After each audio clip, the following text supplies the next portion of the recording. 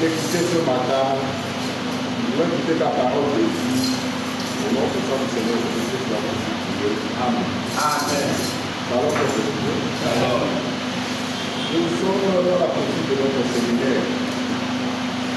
Dans la poursuite de notre séminaire, hier nous avons vu les caractéristiques des esprits des familles.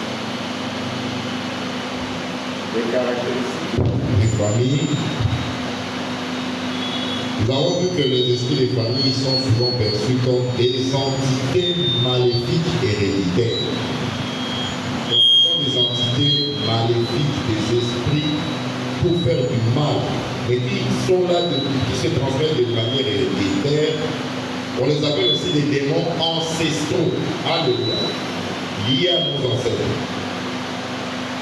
Parmi nos ancêtres, il y a sûrement quelqu'un qui a ouvert la porte. Il y a sûrement quelqu'un qui a contracté un contrat, un pacte,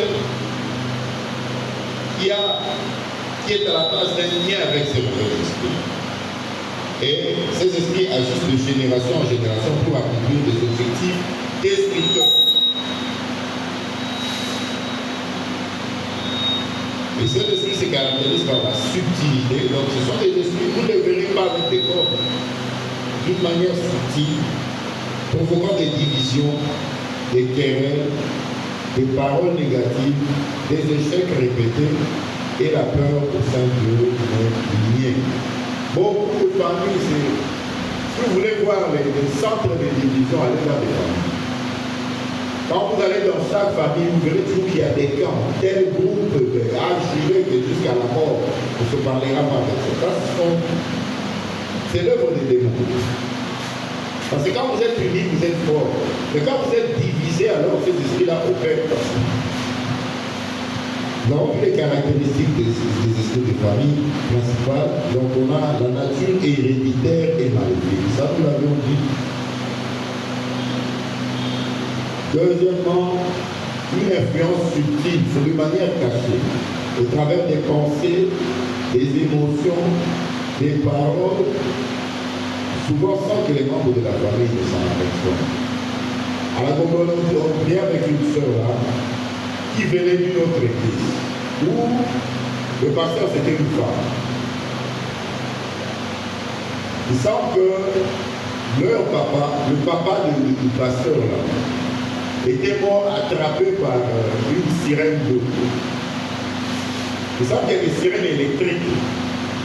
Donc, quand cette sirène t'attrape, même ceux qui viennent pour te récupérer ne seront pas le faire. Parce que dès qu'ils touchent le gars, ils te changent. Alors la sœur là nous a raconté que chaque fois que le pasteur, la maman pasteur devait aller prêcher au Congo Brazzaville, elle avait peur du feu. Donc si elle devait prendre un canot rapide, mais la dame était mal à l'aise parce qu'elle se rappelait toujours de la mort de son père, attrapée par une sirène électrique. Donc à l'aller comme au retour, donc quand elle devait prendre le canot rapide, donc elle était malade, parce qu'il n'y avait pas de route. Pour aller à Brazzaville, il faut les prendre un petit portrait. Donc ce sont des esprits qui agissent comme ça. Comme le père qui était fétichiste a fini par être attrapé par une sirène électrique qui l'a tué. Elle avait peur. Mais comment tu vas faire le travail de Dieu quand toi-même tu as peur de Dieu? Alléluia. Action destructrice. Ces esprits-là ne viennent que détruire, s'aimer la division des querelles, l'orgueil, la luxure, la colère, la rébellion et la peur. Je me rappelle toujours de l'histoire de M. Kani, le jeune homme qui a découpé sa